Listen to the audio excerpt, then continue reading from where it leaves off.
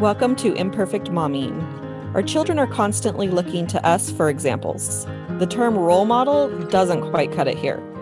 We are shaping their worldview with every move we make. You see, it's not in the lectures we give or moments where we are actively attempting to teach them. It's in the micro movements we make, the unconscious ways in which we navigate life. We are constantly teaching our children how to show up for themselves, their friends, their future partners, and even their future children. So, what can we do to ensure we are raising thoughtful, compassionate, self-aware human beings? We have to become them ourselves. No one is perfect, but we can still all be better, and it starts with self-healing. Let's get to it.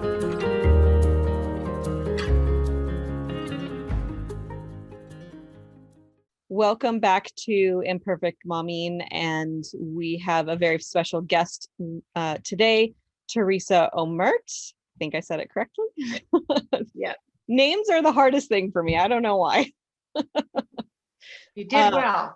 Well, thank you. I think it's because everyone has mispronounced my name my entire life. So, it is. Okay. So I'm extra aware of of when I'm saying somebody's name wrong. Anyway, Theresa, why don't you tell our listeners a little bit about you? I'm a single mother. My children are both adults now, and I am in the process of writing a book called Honoring Your Body, Honoring Yourself.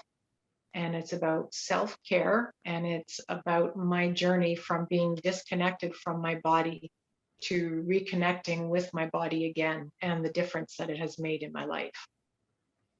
That's amazing. And right before we hit record, we talked about how much of a huge topic this is for self-care, for not just for moms, for people in general, but even in my personal day today, there were lots of conversations about how important self-care is. So do you want to give us your reason why self-care is so important? Sure. As I said, I'm a single mom. I've been a single mom for 28 years, and I poured everything that I had into my kids, every drop of energy, time, resources, like everything. And I don't regret it. I'm glad I did it, but I neglected myself and I neglected the whole concept of self-care. And when I thought about self-care, I thought that every minute I took for myself was taking away from my kids. And I was mistaken. Yeah. And I ended up paying for my lack of self-care with my health. Yeah. And I mean, I always made sure my kids, like I would never deny my kids food. I would never deny them sleep, fresh air, exercise, all of those things, but I denied myself all of those things. And when I look back on it now, I'm thinking, what? But I just didn't think of myself at all. And I poured myself into my kids, but I also poured myself into other people. And I did a lot of volunteer work. I did a lot of serving others. I was there for other people, and it was important to me. But I was always there for others, and I was never there for myself. I never showed up for myself. And that was a lesson that I had to learn, and something that I would like other people to learn before they end up burning out the way I did. Yeah. And they say that you should write the book that you wish you had read, going through whatever you're going through. So is there a reason that you're aware of that you poured into everyone else and you never factored into the equation?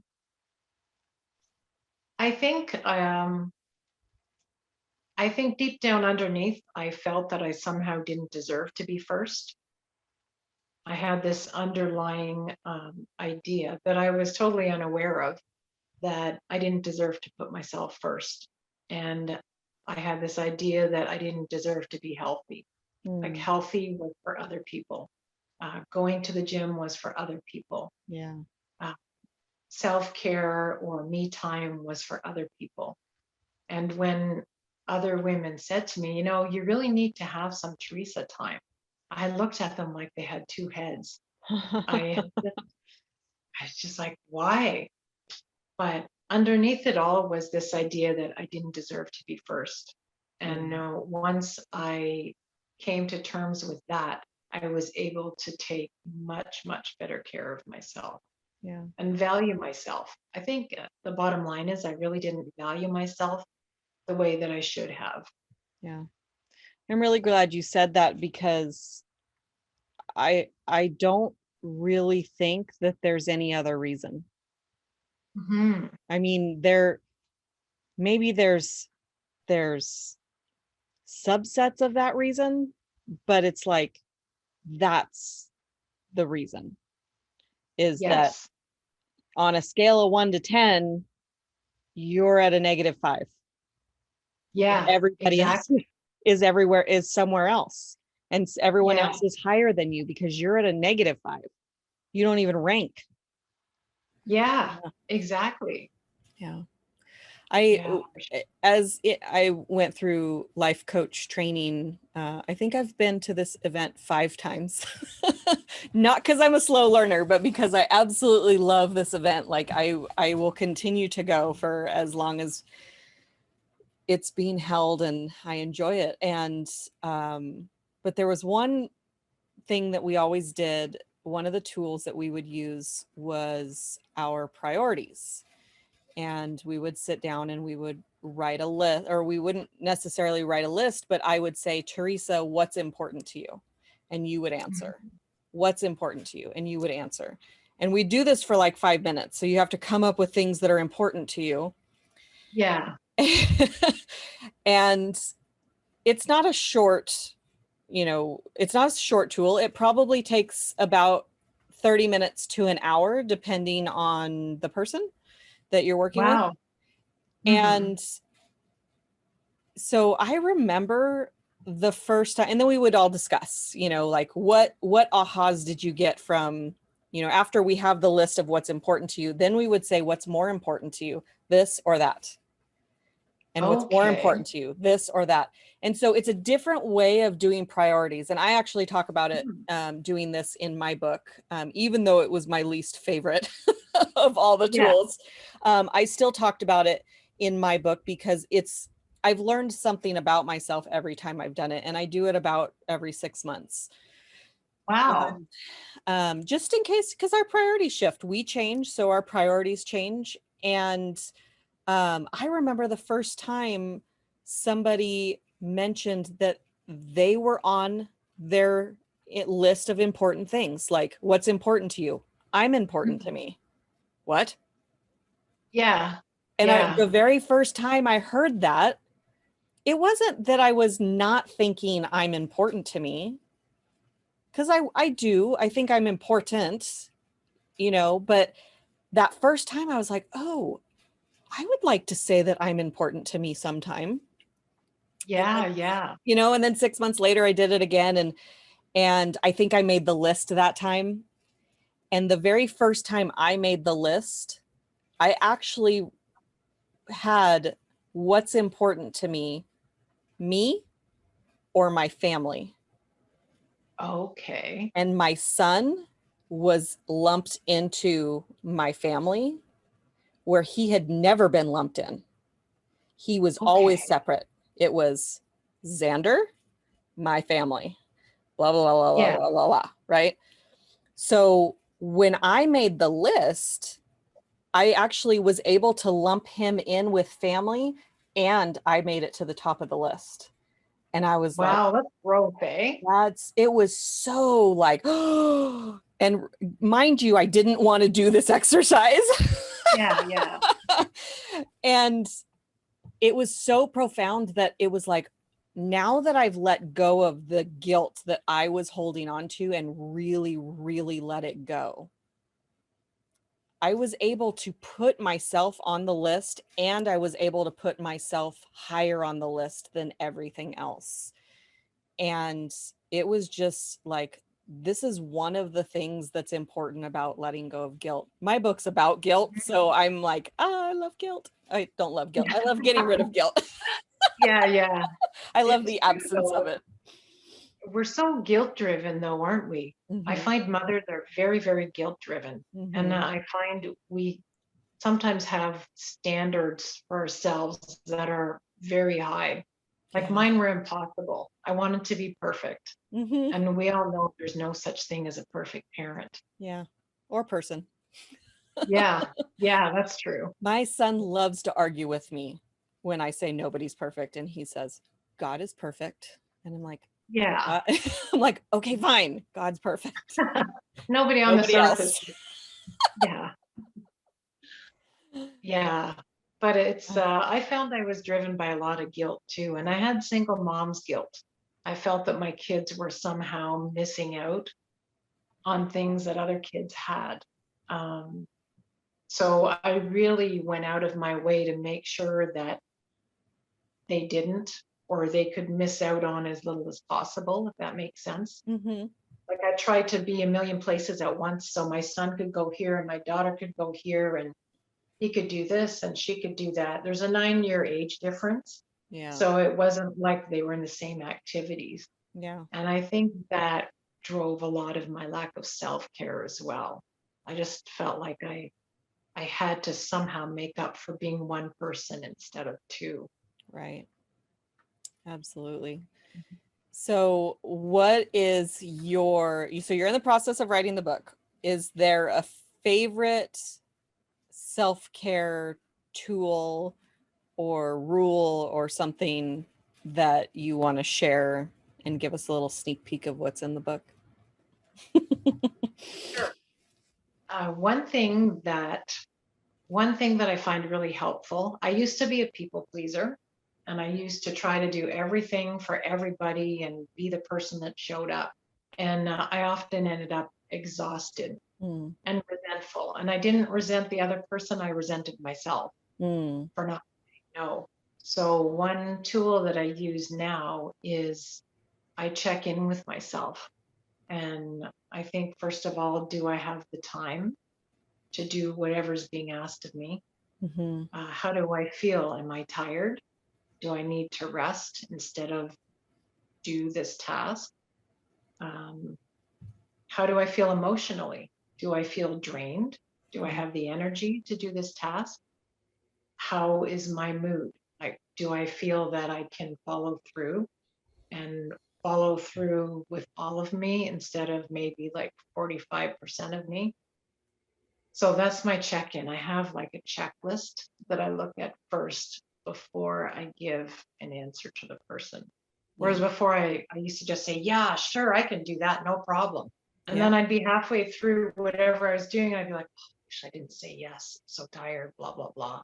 And like I said, I resented myself. It wasn't the other person. It was me that I resented. And I had to learn to not be so quick to say yes and not be so impulsive. I was very impulsive. So I've learned to slow down and I've learned to think things through before I give an answer. And it's made a huge difference.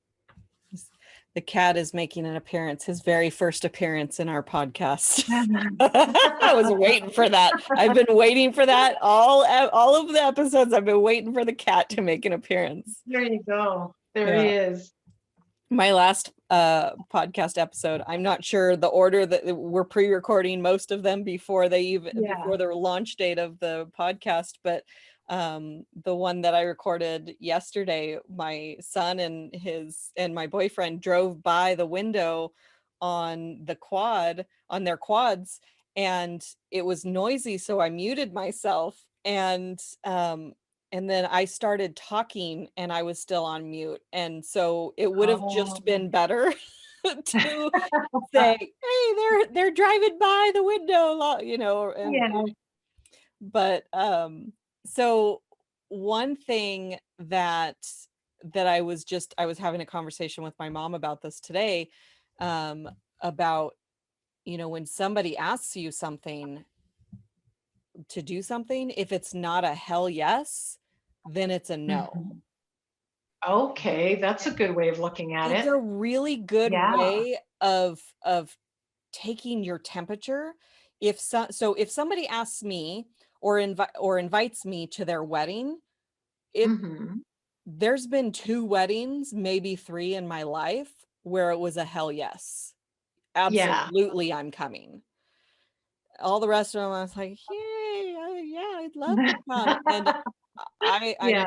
I'll kid you not, I probably didn't show up, and that's out of integrity. Like I try really hard to be a woman of my word, but Mm-hmm. the desire to not go to a wedding that I really don't care all that much about, no offense to anybody that I have not shown up to your wedding, but it's just I don't enjoy weddings. Yeah.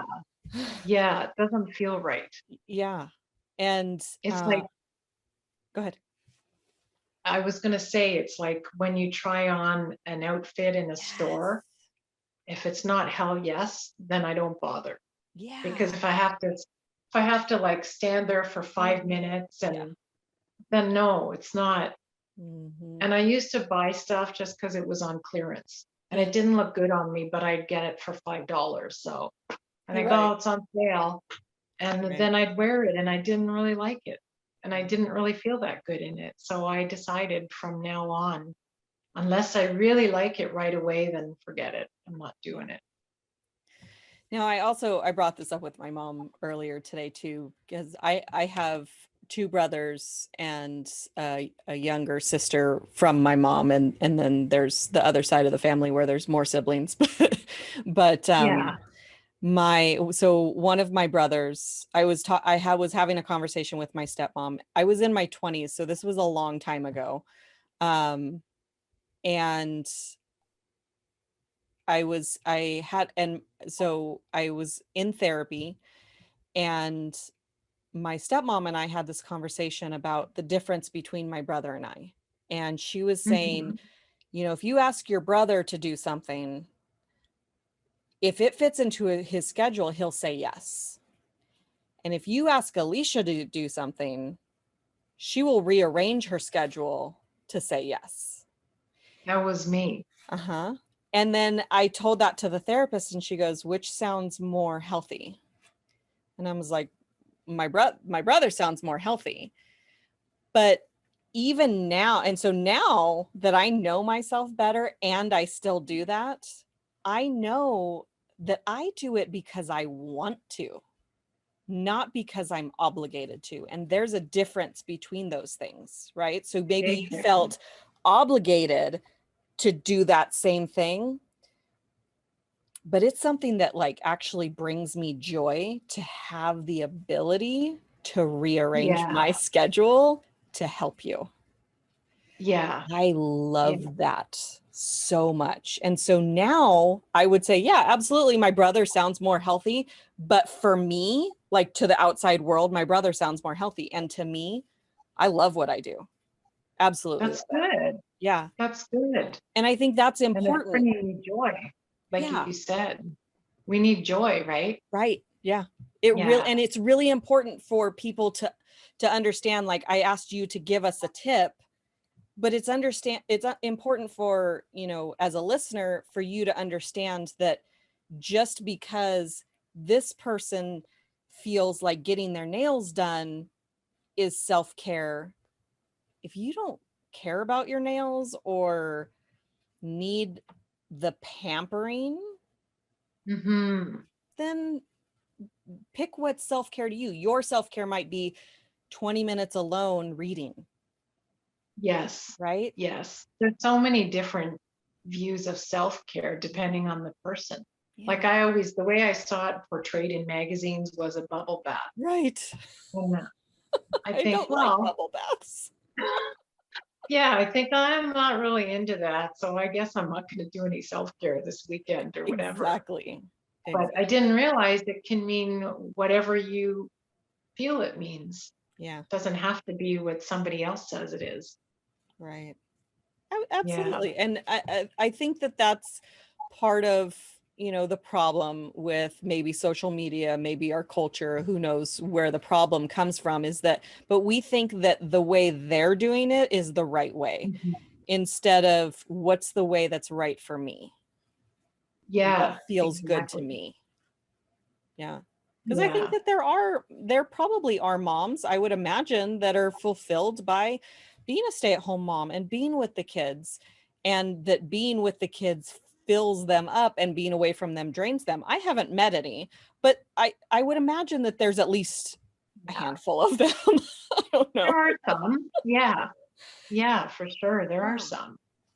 Yeah. I wrote about my sister-in-law who made the decision. She's wanted nothing more than to be her mom, to be a mom, not her mom, but to be a mom her entire life. And she just had her third baby, and after her second one, she told me, I'm not fulfilled by staying home. I want a career. I miss my career. I enjoyed having a career. And Hmm. it's like, great, go do that. Your kids will be perfect. What, Yeah. Yeah. your kids are going to love you regardless, and they're going to enjoy the time they have with you regardless, and maybe even more because it's not as much. Yeah, that's Yeah. true. That's true. And I used to have this idea about quality time. Yeah. I used to think you had to take your kids here or take your Mm. kids there. And if you're a working mom, you had very little quality time with them. Yeah. And then I remember reading an article in a magazine that said, you know what, quality time is when you're talking, when you're in the car, after you pick Yeah. them up from daycare. That can be quality time. It's not about where you go or what you do necessarily. It's just giving them your undivided attention is quality time. Yeah. I just And had a conversation with somebody about having date night with his wife, and he's like, well, we don't have a lot of extra money, and she's put up resistance about having a date night because she doesn't want to spend the money. And I'm like, date night could be doing yoga together. Date night could yeah, yeah, be having a cup of coffee in the backyard together. You yeah, it's not about the doing things or the spending of the money that makes it yeah. quality. It's I think true. I think Yeah, capitalism has gotten into our brains a little bit too much, that it means. I think so. Yeah, I think so. And you were talking earlier about social media Mm, or what we see in the media. And it was, I'm an adult and I should know this, but I have to constantly remind myself what people show is not their reality. yeah, And I need to stop looking at their highlight reel and thinking that my life should be like their highlight reel. yeah, And it yeah, can happen subconsciously. So I have to constantly remind myself this isn't the whole picture. right, Not that I want them to have a bad picture behind the scenes, but you know what I mean? right. I And don't, I don't necessarily. my house doesn't look like this everywhere. Like, this looks nice because it's on camera. Yeah. The living room doesn't look as nice. There's probably 3 pairs of my son's shoes in the living room. And it's exactly, you post the highlight reels of your life because nobody really wants to see the mess. And if they do see the mess, a lot of times they're attacking the mess. Mhm. The other day I posted a sunset of so I rent a farmhouse and there's a farm Okay. around me. Nice. And we have the most beautiful sunsets. And I catch one out of every probably 20 because I'm not outside. But Yeah. I saw it. It was beautiful. I was inspired to take a picture. And so that's what I posted. And if you're diving into my life, you might think that I spend all of my evenings watching the sunset, and I that's just not the reality. And you may look at my background and think I have a perfectly clean house, and that's not the reality. We made a cake last night. I haven't cleaned it up yet. Yeah. I Just get it. like it's it it's not as amazing as it looks. And I've had those conversations with those people who I assumed had a really amazing life. And Hmm. I'm calling, asking, tell me where you are in life right now. And it's instant tears because they're not happy. And it's Yeah. heartbreaking. So yeah, Yeah. it's a really good reminder. Yeah. And I find too, sometimes I make up stories. Mm-hmm. Like I see a picture and automatically my brain comes up with a story around it. And Mm-hmm. it's always like perfect life. And then I see this story I make up in my head and I think, Hmm. oh, my life's not like that. Yeah. Look at my house. It's so dirty. Oh, you know what I mean? Mm-hmm. And I have to remind myself, I'm making this up. Like, Right. this isn't real. I'm making this up. Right. So it's, I always need to keep that in mind too. I think as human beings, we just naturally compare and it's not abnormal, but we just need to kind of keep it in perspective. Yeah, definitely keep it in check. And because it can turn into a form of self-abuse, because Yeah, you can spiral real quick. If I was prettier, if I was skinnier, if I was smarter, if I was younger, if I was older, whatever, like I would have a better this, like fill in the yeah, blanks. If yeah. I And it can was, happen. then I would. And Yeah. it's not. It's not. And it can happen so quickly Yeah. before you even realize it. I remember reading an article years ago, and I don't remember what the percentage was, but it was stating that a certain percentage of women felt crappy about themselves after reading a woman's magazine. Hmm. And I remember when I stopped reading those magazines, I felt better. Yeah. And I didn't even realize it had affected me. Hmm. That probably had the So, opposite effect of what they were hoping for. yeah, If you read it in a probably, women's magazine. yeah. Yeah. So where are But you in the writing process? I'm fascinated in this because I'm a writer, so we're just going to indulge me for a second. So where are you in the writing process of your book? you know what? I'm about 80% done. Awesome. I'm about 80% done. That's And exciting. I need to remember that this book is about my story. Yeah. I'm an expert on my story. I don't have to Mhm. be an expert on science. I Yeah. don't have to be an expert on food or whatever. Yeah. And I find I'm a perfectionist. That's something I'm currently struggling with and I'm working through. But it really came out in the writing of this book because it Mm. was like, I was thinking I have to write a dissertation and I have to have all these scientific facts. And then someone said, no, you're just writing your story. You don't need a PhD to write your story. Yeah. So it was a relief to hear that. Yeah. And Absolutely. I'm excited because everything that it took me about 25 years to learn, I've put into one book so that hopefully somebody can read it and learn from it and they don't have to spend 25 years learning what I learned over the Yeah. course of my adult life. So Yeah. That's so awesome. I'm excited. Yeah, I'm excited for you. It's so Yeah, much thank you fun for finishing a asking. book. Yeah, absolutely. So, speaking of books, is there a book that you recommend that's personal development or parenting related that you'd like to share with the readers or not readers, listeners? There's a book called, I believe it's called Think Like a Boss by Kate Crocco, Mm-hmm. Crocco. Uh-huh. And it was very inspirational to me when I decided to um, find something other than my full-time job to Mm-hmm. work on. And she's excellent. Her book is about 12 lies that we tell ourselves when we're starting a business and imposter syndrome and all that kind of stuff that a lot of us struggle with. Yeah. And she just picks apart the lies one by one and she helps you work through it. And it made me much more confident. And Hmm. I thought, okay, well, at least I know I'm not the only one that struggles with this. And as I've been talking to other people that are in business or coaching or whatever, I found out so many people struggle with imposter syndrome. Mm-hmm. And you would think, why? Yeah. But, we all see ourselves differently than other people see us. And I always see things in other people that they don't see in themselves, like good things. Mm-hmm. And it's funny how we all have that different perspective of ourselves Yeah. than what other people see. I remember posting on Facebook that if I saw myself the way that my son sees me, then I would be unstoppable. And Yeah.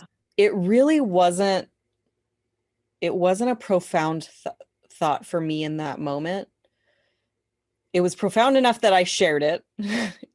And I was, I had a life coach at the time that I was working with, and she saw the post, she screenshotted it, and she sent it to me, and she said, "This is more profound than you realize. And you need to start seeing yourself the way that Xander sees you." Yeah. And we worked on that, and I've seen memes that are similar, that are guilt related, where mom is holding her baby in bed, and mom's thinking, I could have been a better mom today, and baby's thinking, Yeah. the best mom in the whole world. Aw, Oh, that's nice. it That's just, so true, isn't it? yeah, Like the stuff I've beaten myself up for is unreal. yeah, And meanwhile, our kids don't see it that way. they really don't at all. No. Like I see the things I was planning and didn't follow through on, and meanwhile, my kids don't even know about them. Right. Yeah. They don't know about the things in your head. No, You thank didn't goodness. do, right? Imagine if we all had thought bubbles over our heads. Right? That'd be scary. Wouldn't that? Well, I think Yeah. that if we actually said the things to ourselves out loud, we would be institutionalized. Like the things that we say to ourselves, they would Yeah. lock us all up. Yeah.